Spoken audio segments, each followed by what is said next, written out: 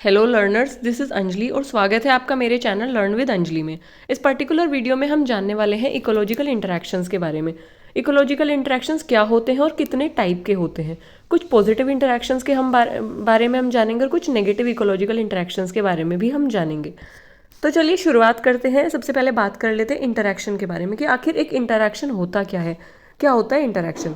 देखिए, जो हमारा इकोसिस्टम होता है, इकोसिस्टम में दो कंपोनेंट्स होते हैं, बायोटिक कंपोनेंट और abiotic component. If we talk about biotic component, abiotic component की पहले हम बात कर लेते हैं।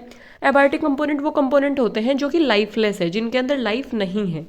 यानी कि if we talk about abiotic component, abiotic में क्या होता है कि जो जिनके अंदर लाइफ नहीं है, लाइफलेस कंपोनेंट, जैसे कि minerals, pH, soil, temperature, water, air. तो ये सारे कंपोनेंट इकोसिस्टम के ऐसे हैं जो लाइफलेस है, जिनके अंदर लाइफ नहीं है।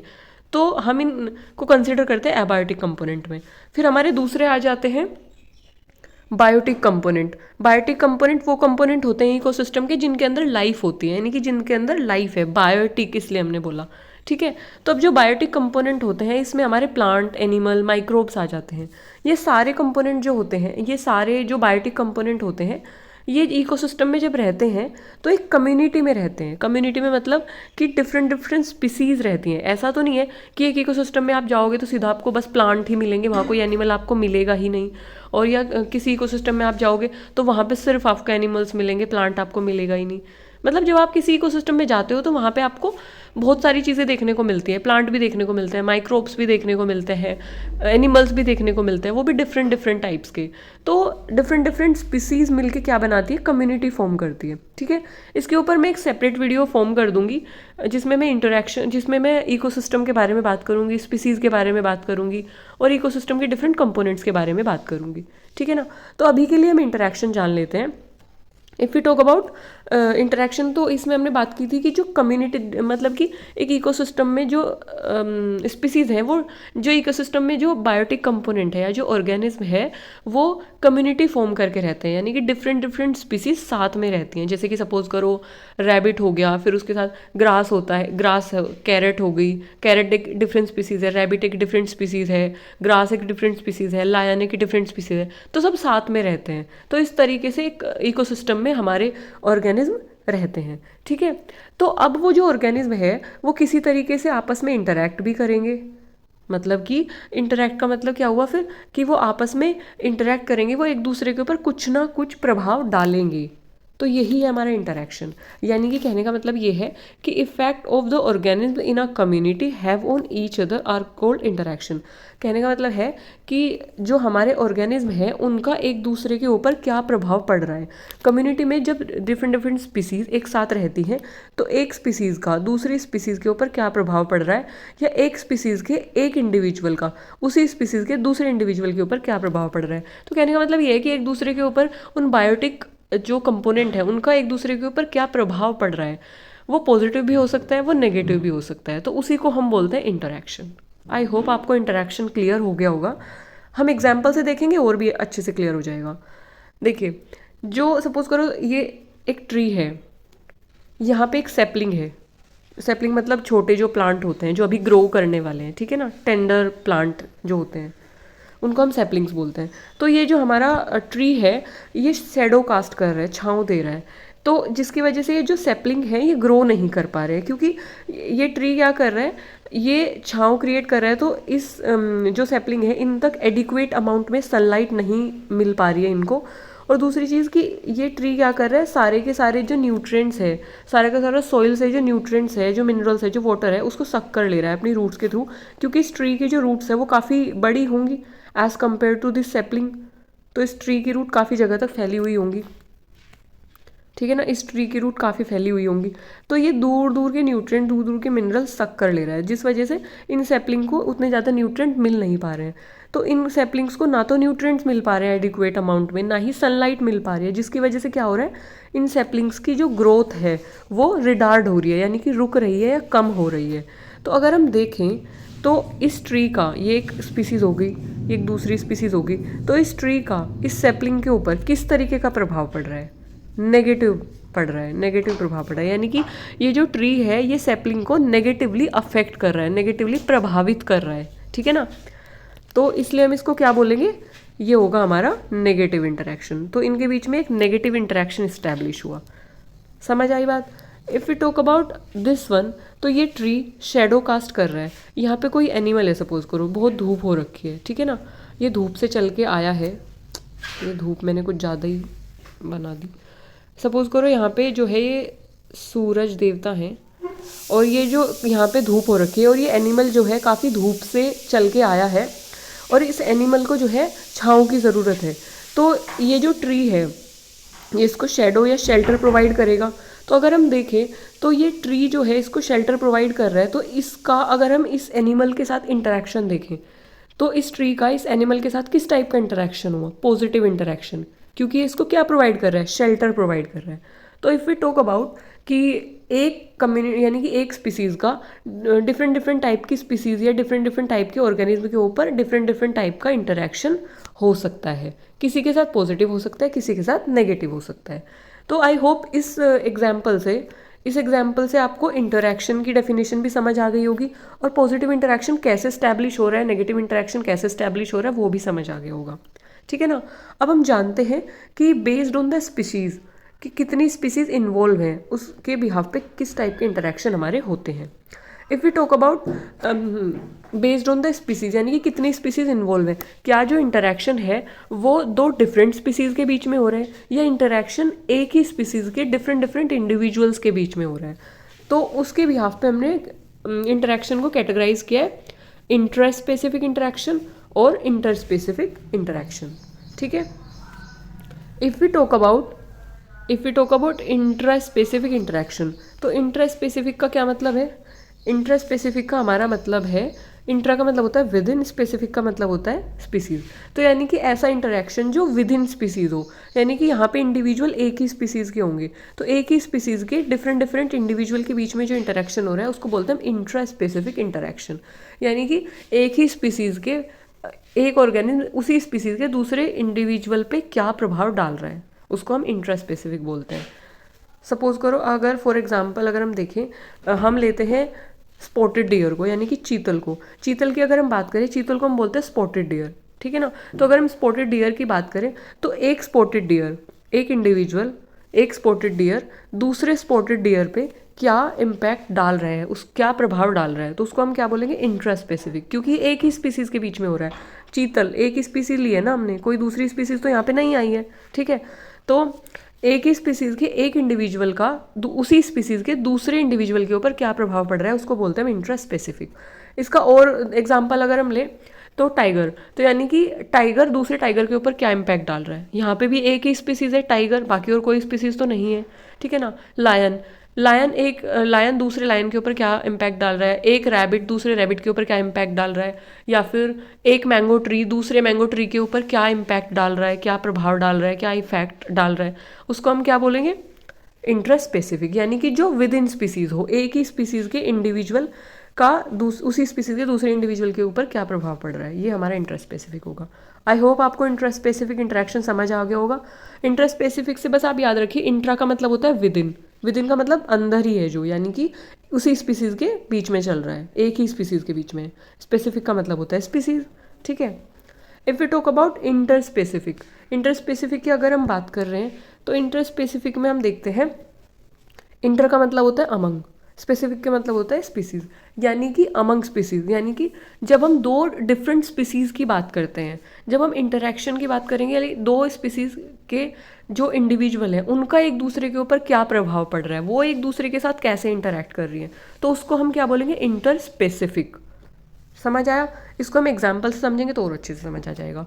तो अभी हम देख लेते हैं effect of the organism in a community having on the member of a species other than their own species. यानी कि अपनी स्पीसीज के अलावा दूसरे की स्पीसीज के इंडिविजुअल के ऊपर किसी ऑर्गेनिज्म का क्या असर पड़ रहा है, कैसे वो इंटरेक्ट कर रहे हैं, क्या प्रभाव पड़ रहा है, उसको हम बोलेंगे इंटर स्पेसिफिक। फॉर एग्जाम्पल अगर हम देखें, सपोज करो एक है डियर स्पीसीज, है ना, दूसरी है लायन स्पीसीज, लायन स्पीसीज। तो डियर स्पीसीज या लायन स्पीसीज के बीच में किस तरीके का इंटरेक्शन है, लायन किस तरीके से प्रभाव डाल रहा है डियर के ऊपर, डियर किस तरीके से प्रभाव डाल रहा है लायन के ऊपर, तो उन दोनों के बीच में किस तरीके का इंटरेक्शन है उसको हम बोलेंगे इंटर स्पेसिफिक। सपोज करो जो डियर है, डियर क्या कर रहा है, जो लायन है, लायन क्या करता है, डियर को खा लेता है, एक तरीके से प्रिडेशन होता है, ठीक है ना। तो लायन जो है डियर को खा लेता है, लायन क्या करता है, एज अ प्रीडेटर का काम करता है, शिकारी का काम करता है, और जो लायन वो डियर है वो क्या होता है, प्रे, यानी कि वो शिकार होता है। लायन प्रेडेटर होगा, शिकारी होगा, जो डियर होगा वो क्या होगा, प्रे होगा, शिकार होगा, ठीक है ना। तो लायन जो है डियर को खा लेता है, तो एक तरीके से किस तरीके का इंटरेक्शन इस्टेब्लिश हुआ, प्रिडेशन का या नेगेटिव इंटरेक्शन इस्टेब्लिश हुआ, समझ आया। और है किसके बीच में, दो डिफरेंट स्पीसीज के बीच में, लायन एक अलग स्पीसीज है, डियर एक अलग स्पीसीज है, तो दो डिफरेंट स्पीसीज के बीच में जब इंटरेक्शन हो तो उसको हम क्या बोलेंगे, inter specific interaction. I hope आपको ये चीज़ समझ आ गई होगी बहुत अच्छे से। चलिए अब हम बात करते हैं और चीज़ों के बारे में। अब हम बात करते हैं हारमोनियस और इन हारमोनियस इंटरेक्शन के बारे में।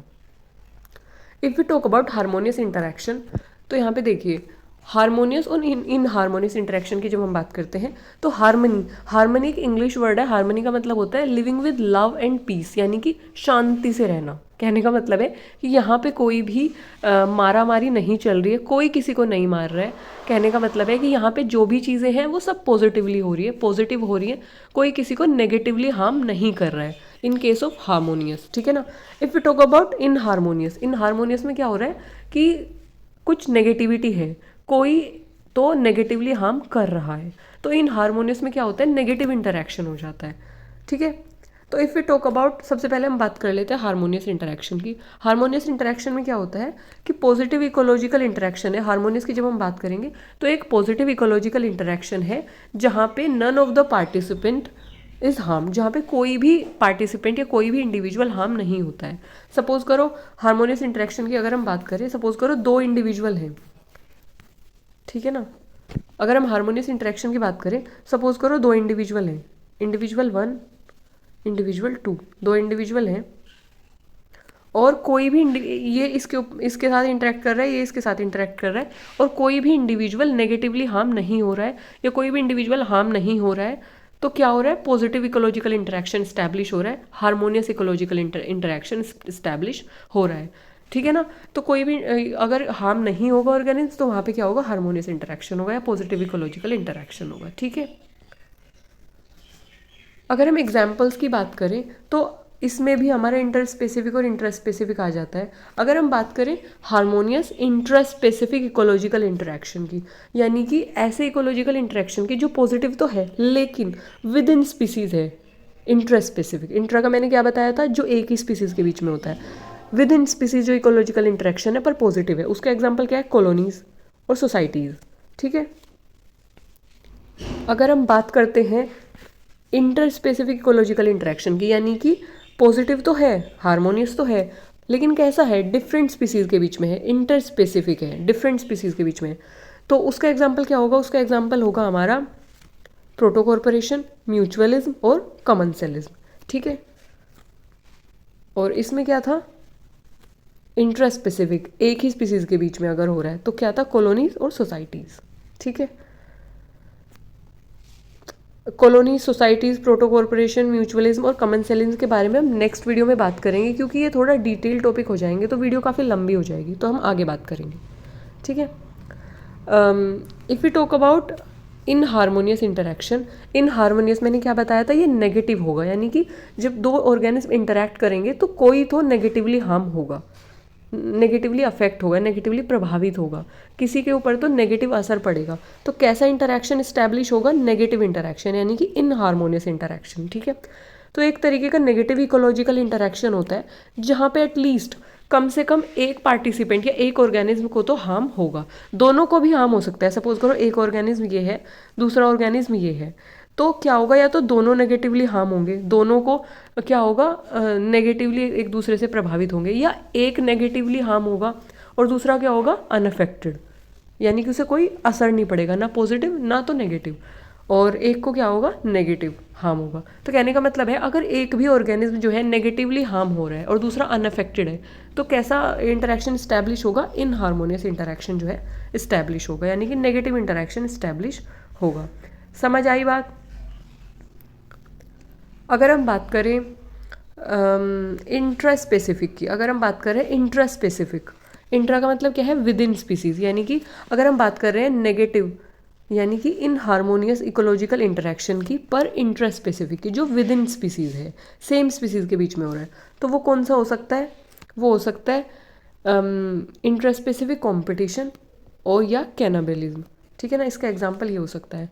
If we talk about inter specific ecological interaction, यानी कि नेगेटिव इकोलॉजिकल इंटरेक्शन, नेगेटिव का मतलब इनहार्मोनियस, ठीक है ना, नेगेटिव इकोलॉजिकल इंटरेक्शन, पर वो कैसा है, इंटर स्पेसिफिक, दो डिफरेंट स्पीसीज के ऑर्गेनिज्म के बीच में है। इसमें क्या एग्जांपल हो सकता है, इंटर स्पेसिफिक कॉम्पिटिशन। ऊपर हमने किसकी बात की थी, ऊपर हमने बात की थी इंट्रा स्पेसिफिक की, जो विद इन स्पीसीज कॉम्पिटिशन है, ठीक है ना। यहाँ पे हम बात कर रहे हैं इंटर स्पेसिफिक कॉम्पिटिशन की, ठीक है ना। फिर पैरासिटिज्म हो सकता है इंटर स्पेसिफिक में, प्रीडेशन हो सकता है इंटर स्पेसिफिक में, अमन सेलिज्म इंटर स्पेसिफिक में आएगा। तो ये सब इंटर स्पेसिफिक इन हार्मोनियस के एग्जाम्पल्स हैं, ठीक है। तो आई होप आपको interaction, inter specific, positive ecological interaction, negative ecological interaction क्या होता है वो आपको समझ आ गया होगा। और नेगेटिव इकोलॉजिकल इंटरेक्शन कितने टाइप के होते हैं, कैसे होते हैं, वो हम आगे बात करेंगे। और इसमें हमारे नेगेटिव या पॉजिटिव इकोलॉजिकल इंटरेक्शन किस टाइप के होते हैं, कैनाबेलिज्म क्या होता है, प्रेडेशन क्या होता है, पैरासिटिज्म क्या होता है, कमेंसेलिज्म क्या होता है, अमनसेलिज्म क्या होता है, वो हम सारे अगली वीडियो में बात करेंगे, ठीक है। अभी जैसे मैंने आपको बताया था कि दो डिफरेंट ऑर्गेनिज्म के ऊपर जो है अफेक्ट होता है, एक ऑर्गेनिज्म दूसरे ऑर्गेनिज्म को जो है प्रभावित करता है। तो एक टेबल हम देख लेते हैं, उससे आपको चीज़ें और क्लियर हो जाएंगी। ये एक टेबल है, जैसे मैंने आपको बताया था कि इकोसिस्टम में जब ऑर्गेनिज्म कम्युनिटी में रहते हैं तो एक दूसरे के ऊपर कुछ ना कुछ प्रभाव डालते हैं। तो उसी हिसाब से कि कितने पॉसिबल वे में एक ऑर्गेनिज्म दूसरे ऑर्गेनिज्म को प्रभावित कर सकता है, कितने पॉसिबल वे में कर सकता है, there are 6 possible ways, there are 6 possible way जिनमें कि एक ऑर्गेनिज्म दूसरे ऑर्गेनिज्म को प्रभावित कर सकता है, यानी कि और एक ऑर्गेनिज्म दूसरे ऑर्गेनिज्म के ऊपर प्रभाव डालता है, या तो वो पॉजिटिव होगा, या तो वो नेगेटिव होगा, या तो वो क्या होगा, न्यूट्रल होगा। तो देयर आर 6 पॉसिबल वेज। अब सपोज करो हम बात करें, अगर हम बात करते हैं कंपटीशन की, अगर हम बात करें तो यहाँ पे हम देखते हैं कि एक ऑर्गेनिज्म के ऊपर क्या होगा, कैसा असर होगा, नेगेटिव होगा, और दूसरे ऑर्गेनिज्म के ऊपर भी कैसा असर होगा, नेगेटिव होगा। तो यानी कि अगर दो ऑर्गेनिज्म इंटरैक्ट कर रहे हैं तो दोनों ऑर्गेनिज्म में दोनों के ऊपर कैसा प्रभाव होगा, नेगेटिव प्रभाव होगा। नेगेटिवली वो एक दूसरे को क्या करेंगे, प्रभावित करेंगे, अफेक्ट करेंगे, ठीक है ना। इफ़ यू टॉक अबाउट अमनसेलिज्म, अमनसेलिज्म में क्या होगा, एक ऑर्गेनिज्म तो नेगेटिवली अफेक्ट होगा, प्रभावित होगा, दूसरा ऑर्गेनिज्म क्या होगा, अनअफेक्टेड, यानी कि एक ऑर्गेनिज्म के ऊपर तो नेगेटिव प्रभाव पड़ेगा और दूसरे ऑर्गेनिज्म के ऊपर कोई प्रभाव नहीं पड़ेगा, ना तो वो पॉजिटिवली अफेक्ट होगा, ना तो वो नेगेटिवली अफेक्ट होगा, वो न्यूट्रल होगा, जीरो, ठीक है। If you talk about exploitation, exploitation में क्या होगा, एक्सप्लॉयटेशन में एक ऑर्गेनिज्म के ऊपर तो नेगेटिवली वो अफेक्ट होगा, और दूसरे ऑर्गेनिज्म के ऊपर क्या होगा, वो पॉजिटिवली अफेक्ट होगा, यानी कि एक को तो फायदा होगा, एक को नुकसान होगा, तो ये होगा हमारा एक्सप्लॉयटेशन।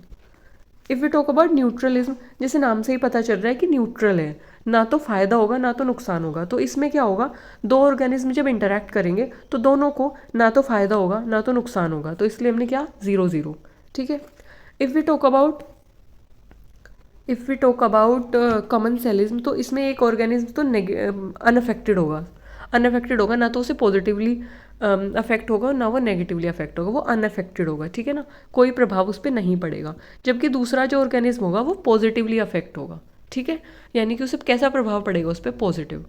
अगर हम बात करें म्यूचुअलिज्म की, तो म्यूचुअलिज्म में क्या होगा, दो जो ऑर्गेनिज्म है, दोनों ऑर्गेनिज्म कैसे होंगे, पॉजिटिवली वो अफेक्ट होंगे, यानी कि वो दोनों पे कैसा प्रभाव पड़ेगा, पॉजिटिव प्रभाव पड़ेगा, ठीक है, दोनों फायदे में रहेंगे। समझ रहे हो कि दोनों को फायदा होगा, जब दो ऑर्गेनिज्म इंटरेक्ट करेंगे तो म्यूचुअलिज्म में दोनों को फायदा होगा।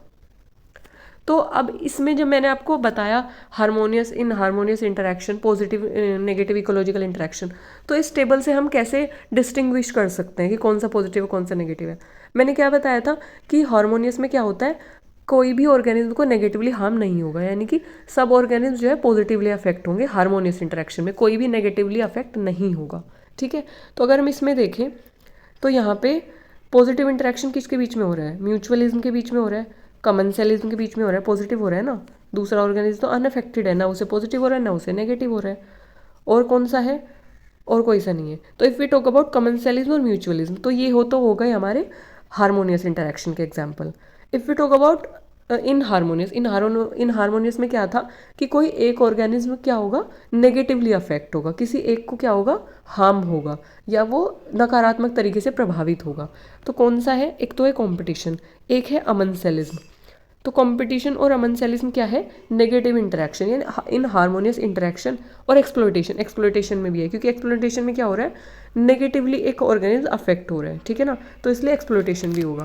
तो कंपटीशन, अमेंसेलिज्म और एक्सप्लोइटेशन किस के अंडर में आएंगे, इन हार्मोनियस इंटरेक्शन, यानी कि यहाँ पे क्या हो रहा है कि कोई एक ऑर्गेनिज्म नेगेटिवली अगर इम्पैक्ट हो रहा है, अगर अफेक्ट हो रहा है, प्रभावित हो रहा है, नुकसान अगर किसी ऑर्गेनिज्म को हो रहा है इंटरेक्शन से, तो क्या होगा, हमारा इन हार्मोनियस इंटरेक्शन होगा। तो इन हार्मोनियस का एग्जांपल क्या हो गया, कंपटीशन, अमेंसेलिज्म और एक्सप्लोइटेशन।